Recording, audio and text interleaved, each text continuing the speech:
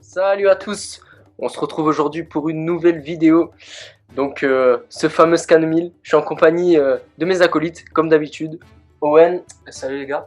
Randrop, salut à tous. Mais aussi d'un invité spécial pour un chapitre spécial. Merci pour l'invitation, moi c'est PM. Donc c'est parti, on va commencer sans plus tarder. Luffy じゃねえ。これはルフィ、海賊王になる男だ。 Chapitre 1000, Luffy au chapeau de paille. Donc un titre assez symbolique pour le 1000e chapitre de One Piece du coup, qui met en avant le héros du récit. Le chapitre commence, on voit Luffy qui arrive en bas de l'escalier qui mène donc au toit où se trouvent Kaido et Big Mom. Il tombe face aux mousquetaires d'Ino Arashi.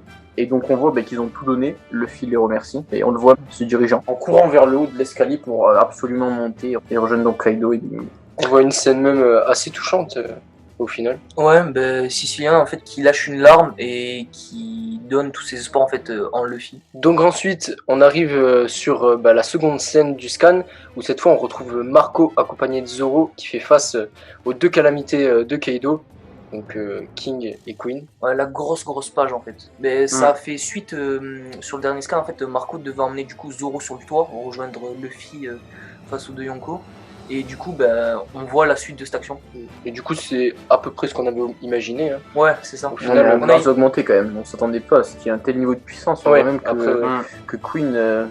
il se demande si Marco il a une faiblesse, quoi. Il se demande s'il est invincible, donc peut-être de notre côté, moi personnellement je l'avais peut-être pas vu aussi fort Marco. Ouais, parce qu'on nous avait vendu un Marco un peu affaibli, on va dire un peu vieux, mais là il a aucun problème. Bon, après c'est sur une planche. Hein, donc, Après son fruit du démon aussi qui lui permet d'être très résistant. Oui, aussi. Donc on peut remarquer aussi le coup de Queen. Donc, ouais, ça c'est hyper bizarre. Ça plus le fait qu'il ait des canons dans sa bouche.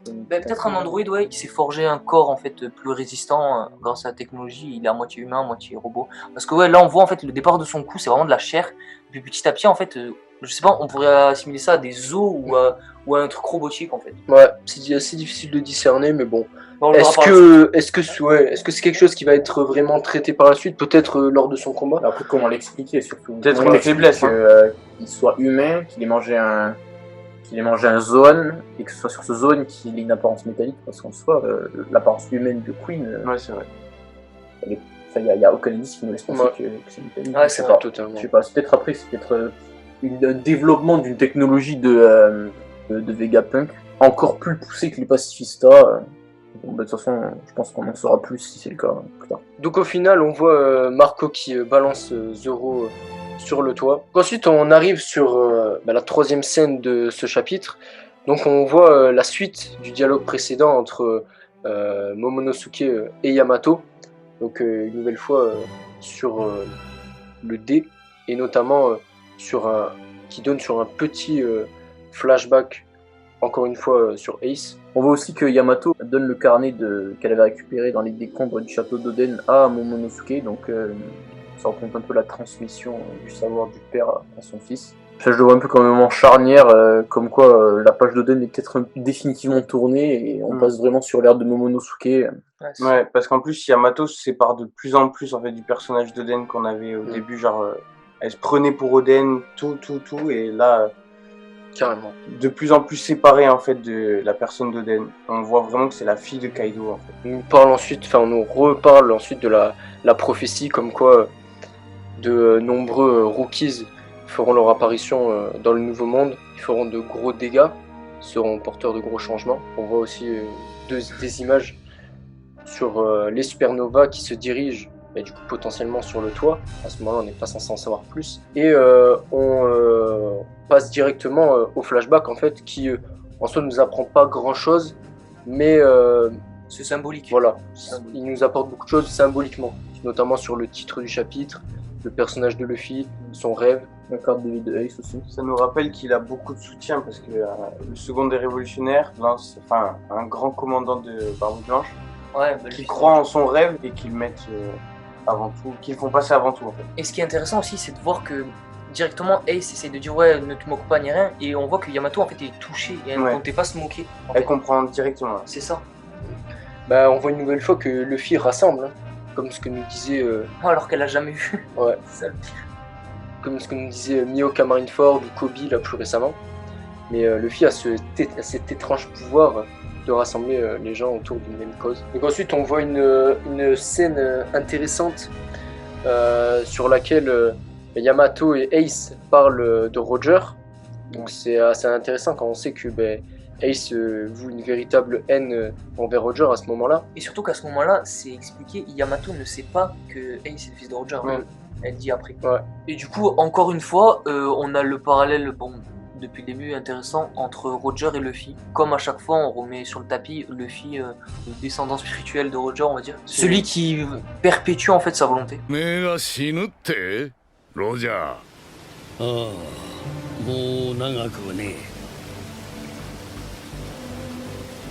ラフテルへの生き方でも教えようか、白ひげ。聞いてもいかねえ。興味ねえからな。 On voit du coup que c'est Yamato qui a donné la fameuse Beaver Card à Ace. Mais ce qui est intéressant en fait, c'est qu'on se dit dans un monde, il aurait pu avoir une rencontre Yamato, Ace, Luffy. En fait, au même endroit. Genre, ça aurait été fou en soi. Exactement, c'était un peu le but de départ. C'est pour ça que Yamato fait la carte de vie et donne la carte de vie à Ace dans le but qu'ils se retrouvent tous les trois et qu'ils boivent un coup ensemble. C'est ça. Mais c'est intéressant de savoir en fait qu'à ce moment-là aussi, Ace savait même pas ce qu'était une vue card en fait. Aussi. Oui, c'est vrai qu'Ace il savait pas Parce du qu'elle tout. lui explique comment ça marche et tout. Bah comme Luffy au final. Ouais. Les deux ils sont Ouais. pas au courant de Non mais de eux, comment ils s'en battent fonctionne. les couilles, frère. Ils veulent On juste, sait pas pour tabasser les gens. Voilà. Ouais, surtout que Luffy s'en fout un peu de tout. Non mais Luffy, Ça, même la quand il victoire arrive à en elle-même, Sabaody, il s'en fout. Hein. Quand il arrive à Sabaody, je sais plus comment il s'appelle, c'est qui gère le bar là. Shake. Shaki, bah, elle lui dit oui, il y a des gens qui ont les mêmes crimes que toi qui viennent de toutes les autres mers. Il est là, ah oui, ah bon. Tu vois. Ouais, c'est vrai. Enfin, Ouais, mais Luffy, il est s'en hors du fout temps. un peu Le de reste de ce qui se passe l'équipage est autour hors de du lui, temps. Quand ils sont sur la mer, ils... Mais même par rapport à son nom, au dé, au poneglyphe, tout ça, t'as pas vraiment l'impression que ça l'intéresse. Je Ouais. pense que ça l'intéressera au moment où, bah, il sera confronté. bah voilà, à ça. où il comprendra que c'est un lien avec le Ouais, One Piece ouais, et avec ouais. ce qu'il doit accomplir. Ouais. Mais pour le moment, Luffy, bon, il est content, il est là, il tabasse des Yonko. Bah ouais, il veut devenir roi des pirates, hein. Il peut le répéter, donc c'est son objectif principal. Et du coup, ce flashback se termine et est coupé avec une scène, et pas des moindres. Bah, c'est Luffy qui arrive en haut de l'escalier, qui détruit la porte qui mène au toit en fait. Et donc là, on se doute qu'après cette page, bah, ça va être la confrontation avec Big Mom et Kaido. Enfin. Depuis On l'attendait, bah là ça faisait 1 an et demi qu'il courait dans l'escalier. que Ouais. sont devenus les fourreaux rouges. Et à ce moment-là, on sait pas encore qui est sur ce toit. Ouais. Et on va être très vite surpris, je pense. Agréablement surpris. ヒドも連れてこい。 Donc on arrive sur cette fameuse page où on Incroyable. voit Quelle magnifique page. Hein. Ouais. Avec l'eau tout au fond, qui reste dans son personnage un peu Posé. discret. Dark Sasuke. Ouais. Kid au premier plan. Ouais. D'ailleurs, il Qui des killers qui Zoro. imposent leur flow. il y a une Zoro. bulle dans laquelle il dit ouais, vous venez admirer mon combat. Alors, on voit que lui, il a vraiment envie d'en découvrir. Ouais. Contrairement à l'eau, c'est vraiment un parallèle Mm. entre les trois Kid, Luffy et Gon. Et là, on voit un petit peu la faiblesse de l'eau parce que l'eau a personne, enfin, a pas un second qui est solide au. Ouais, c'est vrai. Beppo. Ouais, Où est Beppo? Ouais. Non, C'est vrai, c'est vrai. Parce que bon, c'est Non, mais comme- moi je crois qu'il est à Onigashima. Hein. Non, c'est C'est Jean-Bart. C'est Jean-Bart qui est dans le bateau. Jean-Bart et les C'est autres. le plus de Jean-Marc là. Beppo, qu'est-ce qu'il fait? Il est où là? Ouais, c'est vrai. Est-ce qu'on verra le Sulong de Beppo? Oui. On Mais l'espère. ouais, mais après, voilà, c'est. Au final, c'est un peu comme si Luffy avait Chopper comme second. C'est triste. C'est humiliant. C'est une humiliation. Et encore, Chopper, il est plus stylé. Et puis, c'est même pas une question d'avoir un second au niveau. Kid et Luffy ont tous les deux des seconds qui font Pionniers. partie Et des, ils sont- qui font partie des supernovas. Ouais. Alors que le second de Ils sont d'ailleurs des églises. le second de l'eau, c'est Beppo. Il est Mais- limite meilleur au combat. Déjà, les deux ils ont un équipage quoi. Oui. L'eau, son équipage, c'est des assistants médicaux. Ouais, dans Et un ce qui est sous-marin, dommage- il tient dans un sous-marin. Ce qui est dommage, c'est que l'eau aurait pu s'autosuffire, mais c'est même pas comme s'il était au-dessus de tous les Ouais. supernovas. Bon, après, c'est pas Lui, l'eau, c'est pas pas son vrai. but. Voilà. Mais après, on le peut pas tabasse, devenir mais Seigneur on des aime pirates. quoi. Au moins, il faut se dire que c'est grâce à lui qu'on est arrivé là face à De Yonko, parce que c'est lui qui a commencé à mettre en place le plan pour attaquer Kaido. En fait. C'est lui qui sauve Luffy après. dans Ouais. l'histoire. Ouais, il est D'ailleurs, utile dans d'autres circonstances. je profite là en voyant Killer et son casque pour soumettre une petite théorie qu'on avait eue tous ensemble. C'est que le casque de Killer a des propriétés spéciales parce qu'il n'a pas été touché par les attaques de Apu Sans se boucher les oreilles. sans se boucher les oreilles. Il était au courant en plus. Et puis son attitude change drastiquement. Bah, disons que déjà, il a plus le rire. Ouais, C'est ouais, ça qui était causé avec le smile. Il est plus sérieux. Et même physiquement, on dirait qu'il est plus musclé, plus imposant. Pareil, Ouais. surtout ses regards, son poing, ses veines, il Oui. arrive Ouais. vraiment Ouais. pas t'attaquer. Ah oui, non, mais clairement, Là, on c'est son voit- ennemi juré. Et là, du coup, sur cette Moi, je- double page, on voit clairement que Kid et Killer sont vraiment pas là pour rigoler. Mais Et- comme tous, en fait. Ouais, mais on a vraiment beaucoup de haine et de Ouais. hargne sur les deux supernovas. Et cette image, en fait, cette page est hyper intéressante parce que là, on fait vraiment la césure. D'ailleurs, elle est faite. Ouais, il y a un trait blanc. Elle est faite clairement. entre l'ancienne génération et la nouvelle. Qui se confrontent à l'ancienne. C'est ça. On a aussi le petit dialogue donc, de Yamato, toujours, qui répète les paroles d'Oden. Donc, si je meurs, ce sont eux qui vaincront Kaido. Et c'est ce qu'on attend depuis le début de cet arc, en fait. Exactement. Ouais. Donc, ensuite, on voit Luffy qui marche tranquillement vers Kaido et Big Mom. Toujours insouciant, hein, le petit A qui A. montre qu'il se Il se rend passe pas quelque compte chose. de ce qu'il a devant lui. Parce qu'on a Zeus clairement maléfique là. Puis on a Kaido et Big Mom qui le provoquent. hein. Ouais, c'est ça, clairement. Il s'impose comme, je sais pas, Les deux boss. portes en fait. Mais Luffy, qu'est-ce qu'il fait? Il continue à marcher. Il Il les trace dépasse sans même Très leur laisser un lentement regard. d'ailleurs. Mais franchement, là, sur ces pages, mais quel monstre de flow. Ouais. Il passe juste exactement, devant les Yonko et Pas un lui, mot. il en a rien à faire. Non, vraiment. Il lâche En pas. plus, on hein. voit le regard qu'il a sur la Ouais, dernière il, case. il est déterminé. Ça montre Et- encore une fois le personnage de Luffy, c'est les amis avant tout. Ouais, c'est ça. Et ce qui est dingue, en fait, ils sont tellement pris de court, en fait, les Big Mom et Kaido, qu'ils ne bougent même pas, Oui, en fait. ils Ouais, comprennent ouais, pas ils ce qui sont se là. passe. Big Mom a dit 1 et Kaido, Il parle pas, il le regarde. ouais, Kaido qui Ouais. est complètement surpris. Bon, même si après, Kaido le rappelle à l'ordre, mais en vain, parce qu'il ne l'écoute pas, il va voir directement son ami Kinemon, Oui.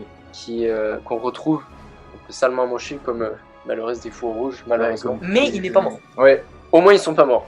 En ça, fait, c'est le les point autres, on On sait pense pas. qu'aucun est mort. Enfin, les autres, on sait pas, mais. c'est oui. quand même vachement étonnant Surtout que si- Kinemon reste en vie et pas les autres. S'ils les envoient en bas, Oui, pense pour que les ils faire sont pas morts. soigner. Comme j'avais envie de dire, pour moi, les faux rouges, c'est soit ils meurent tous ensemble, soit ils restent en vie tous ensemble. Genre, Ouais. je vois pas, C'est la volonté d'Oden, elle peut pas mourir à moitié. c'est Ouais. ça, je vois pas Kinemon rester en vie et tout le monde mourir. Et donc après, on voit aussi que Kinemon dit un truc qui est vachement intéressant. Il explique qu'ils se sentent pas dignes de retrouver Oden dans l'autre monde. Donc c'est peut-être une indication qui nous dit que c'est pas la fin des Fauves Rouges. Ils seront pas. Ils sont pas encore prêts à rejoindre ouais, ils Oden. sont pas prêts à mourir. Et Ils ont peut-être un autre rôle à jouer, un dernier rôle. c'est ça. Mais accompagner Momonosuke dans sa quête de devenir Shogun, Ok. Ouvrir les portes aussi de Onigashima. c'est vrai. Mais donc maintenant, si ils se font soigner, qu'est-ce que vous pensez qu'ils vont faire? Quel va être leur rôle pour la suite de la... Parce que bon, on connaît les personnages dans One Piece, ils se font vite tabasser, mais ils se relèvent aussi vite. hein. Ouais. Donc quel rôle vont-ils jouer? Est-ce qu'ils vont aussi combattre les autres adversaires? Donc, non, je pense pas. les Je Tokyo, pense vraiment plus, je non, pense ouais. pas. c'est pas possible qu'ils se relèvent là. Enfin, ils viennent de se battre contre Kaido, quoi. Tu te relèves pas et tu vas pas te taper avec un Tobiroko. Je les vois par pas, exemple, je les vois pas se battre non plus. Moi, je les vois plus avoir un rôle secondaire d'appui. protecteur même. Ouais. Par Ouais. rapport à un moment où Bah, d'autres clairement. personnages arrivant plus tard. Pourquoi pas peut-être ils vont peut-être rejoindre Yamato et dire à Yamato, bon ben maintenant on est là, on protège Momonosuke, toi tu peux aller rejoindre Ouais, le toit. ça peut être aussi bien ça. Et là voir du coup Yamato rejoindre le toit et se battre potentiellement contre son père ou même aider d'autres personnages à combattre Big Mom. Et là, Luffy qui ordonne à Trafalgar Law d'aller de soigner en fait ses camarades. Mais là, qui est-ce qu'on voit derrière Luffy? C'est Joz, ce gros lâche. Et non, c'est Kaido. Kaido qui attaque par derrière, tel le gros lâche qu'il est. Donc gros lâche à l'insta de Joz. Pour rebondir sur l'ordre que donne Luffy, on voit que l'eau s'exécute sans broncher, Mm. Ouais, sans ouais. discuter. on voit que durant l'espace d'une seconde, il a vraiment pris l'âme d'un capitaine, d'un vrai dirigeant. Du roi des pirates, il contrôle voilà, les autres exactement. pirates. Mais ce qui me fume, quand même, c'est que ça reste toujours du Luffy parce qu'il dit Trafi. Genre, Bah, ça reste le me personnage de démolit. Luffy, ouais. Et bon voilà, après cette chandelle géante, cette trompe géante, Trafalgar Law est hors combat, et on le retrouvera donc dans le prochain arc. On espère Pour pas. refaire une nouvelle room. Merci à tous les fans de l'eau de l'avoir suivi, on se retrouve dans 500 chapitres. Et donc, pour prendre un peu notre sérieux, quel rôle vous voyez pour l'eau, comme on a fait pour les faux rouges? Qu'est-ce que vous pensez qu'il va faire maintenant? Honnêtement, Moi je le vois dans le même style de rôle que Faux. pour moi, il va s'asseoir à côté d'un rocher et il va commenter le combat. Non, moi je le Non, vois je vraiment pense dans qu'il un va rôle être- de protecteur aussi je le vois vraiment pas se Ah battre contre Kaido. Oui, Non, mais- moi je le vois en soutien Ouais. à Kid en fait. Enfin, se battre aux côtés de Kid contre peu importe qui ce soit. Moi, je le vois en soutien N'importe quel avec adversaire. son pouvoir, en Ouais, fait. c'est ça. Il va faire des actions et je pense qu'on va avoir une bonne masterclass de l'eau. Oui, Moi, je mais pense parce pas. que c'est son fruit du démon qui fait qu'il est en soutien. Parce que Ouais. en Oui, 1v1, après, il est pas très Ouais, fort. mais moi je pense pas qu'on Il verra une sera- masterclass de l'eau. Pour moi, il sera clairement intégré dans le Enfin, combat en fait. Moi, il va Peut-être réussir à counter des attaques. Peut-être une masterclass, mais pas au niveau du combat. Est-ce que vous pensez pas que l'eau peut possiblement mourir dans cet arc?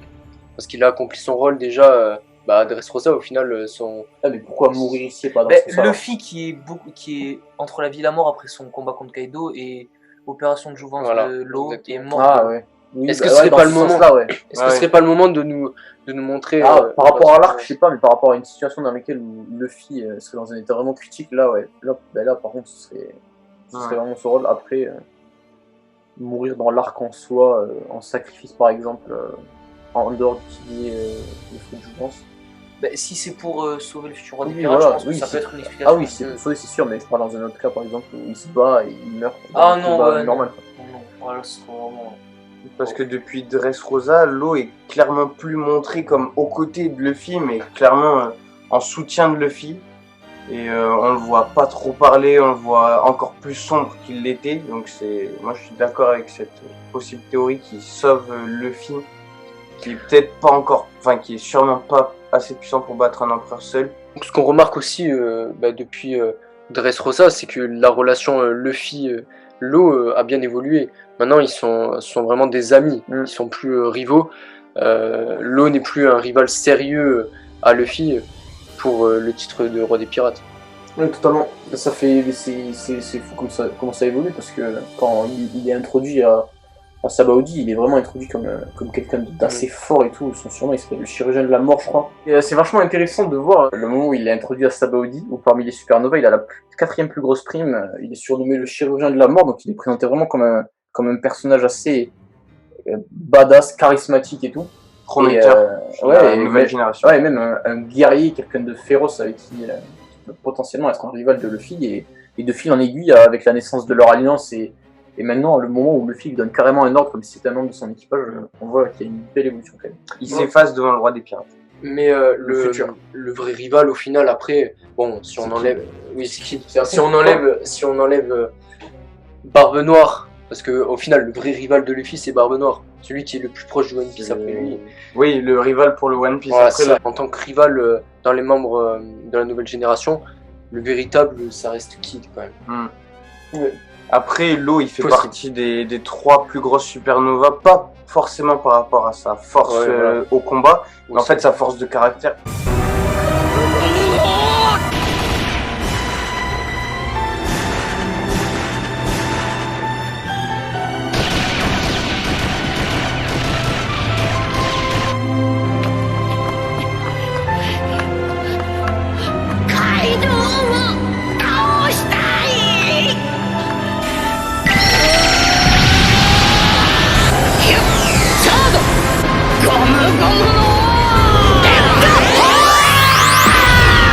Et ensuite, on arrive donc sur l'avant-dernière page, donc une page magnifique, lourde de sens. Au final, avec on revoit tout le périple, tout ce temps qui a passé depuis la rencontre avec les Fous Rouges jusqu'à maintenant, la fameuse, la première. Oui, on a une grosse esquive de Luffy sur l'attaque de Kaido, c'est quand même pas rien, parce qu'il fait ça clairement en dilettante, donc même si Kaido y allait pas pour le tuer, je pense. Luffy très à l'aise, on voit qu'en fait qu'il a clairement pris énormément de level, Et on voit qu'il met son pouce dans sa bouche, donc on peut comprendre directement que ça rigole plus.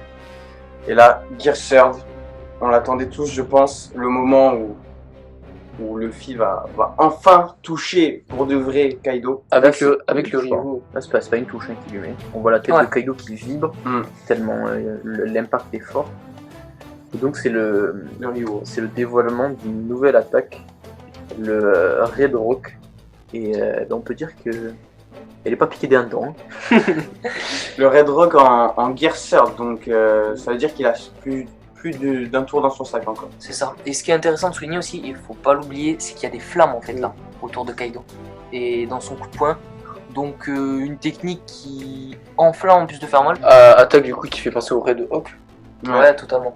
Donc en plus, avec le flashback d'Ace qu'on a juste avant, au final ça fait sens. Ouais, petit clin d'œil. Et puis Red Hawk, référence à Hawkeye. Et Red Rock, référence à Rox Dixelec.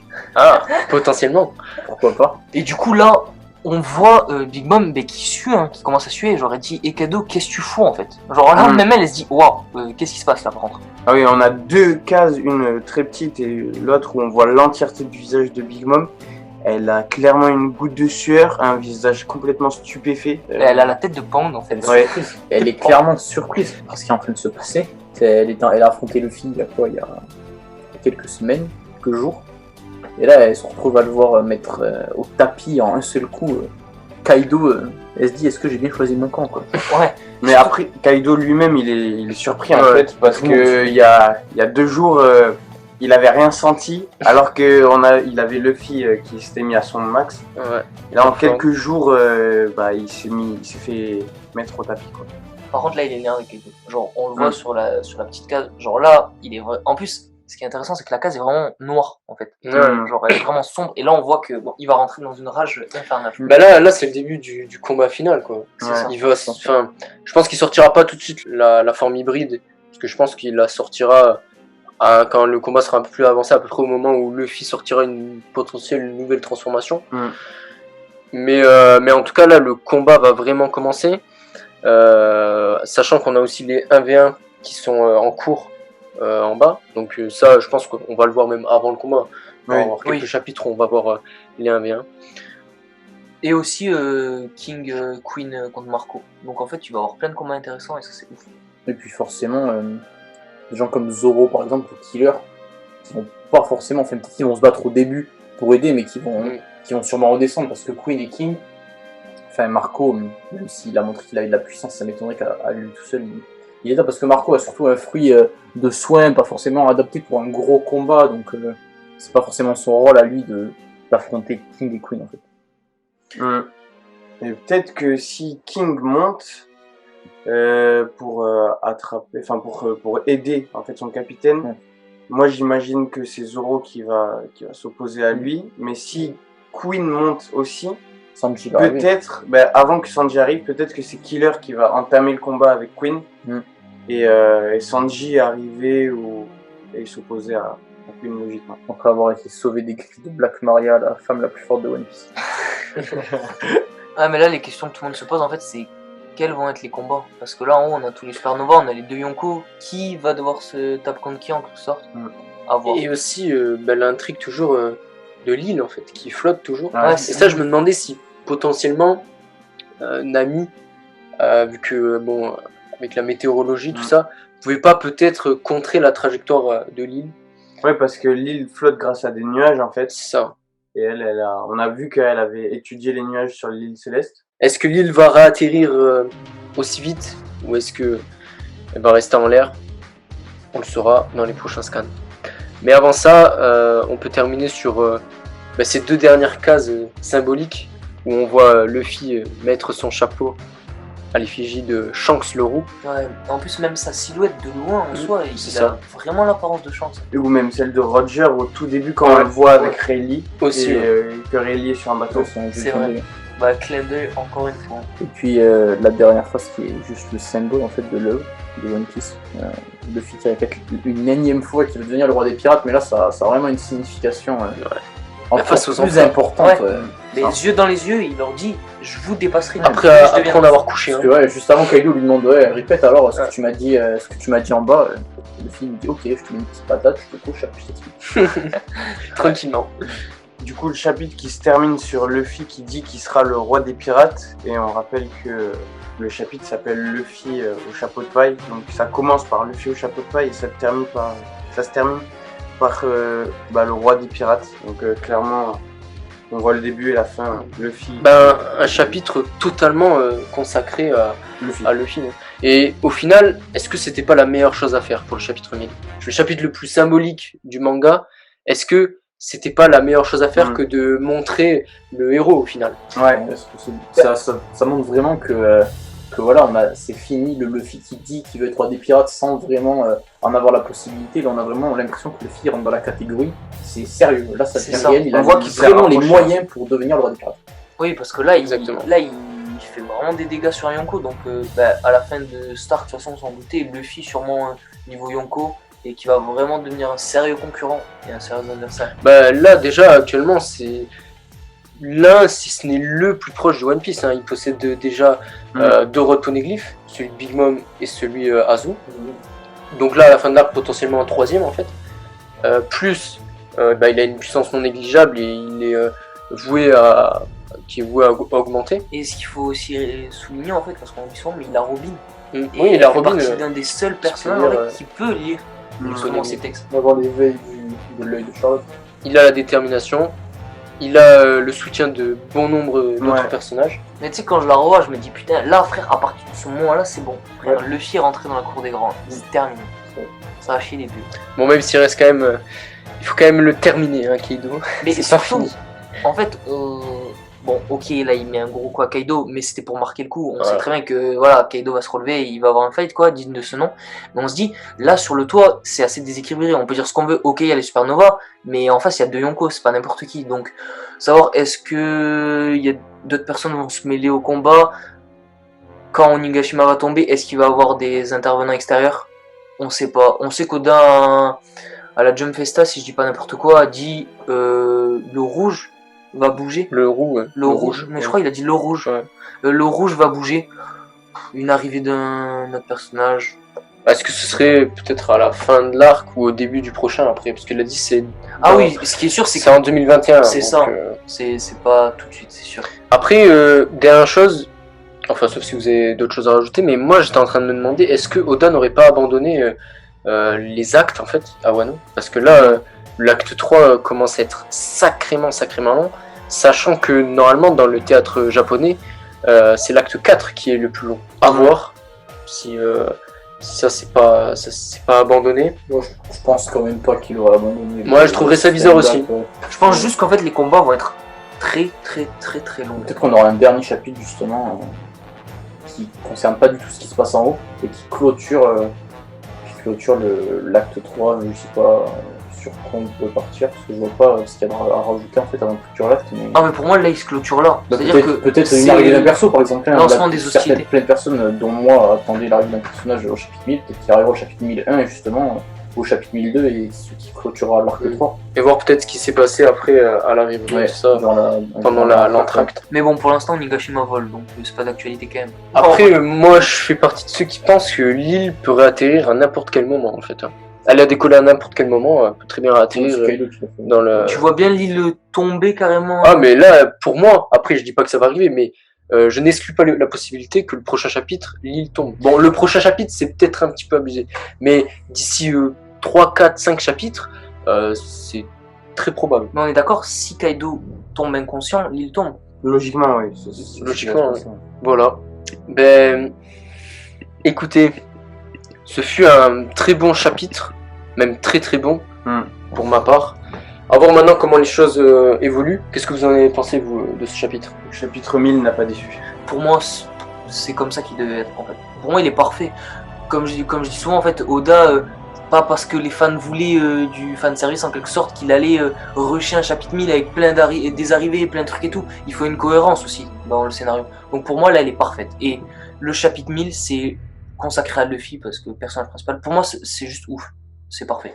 Moi personnellement j'ai été un peu déçu par le chapitre dans le sens de mes attentes. Je m'attendais à moi par contre je m'attendais à l'arrivée d'un personnage ou une révélation ou quelque chose vraiment de marquant, un peu comme l'arrivée de Dragon au chapitre 100 ou quelque chose dans le style. Mais en soi le chapitre n'est pas décevant. Le chapitre est le fait qu'il soit centré sur le fille en chapitre 1000, qu'il soit archi symbolique, je trouve. Ça en fait pas du tout un chapitre décevant. Mais moi j'ai été déçu par rapport à mes attentes. Genre, j'avais placé mes attentes dans un style différent de ce qu'a montré Oda, mais je trouve en aucun cas que le chapitre soit décevant.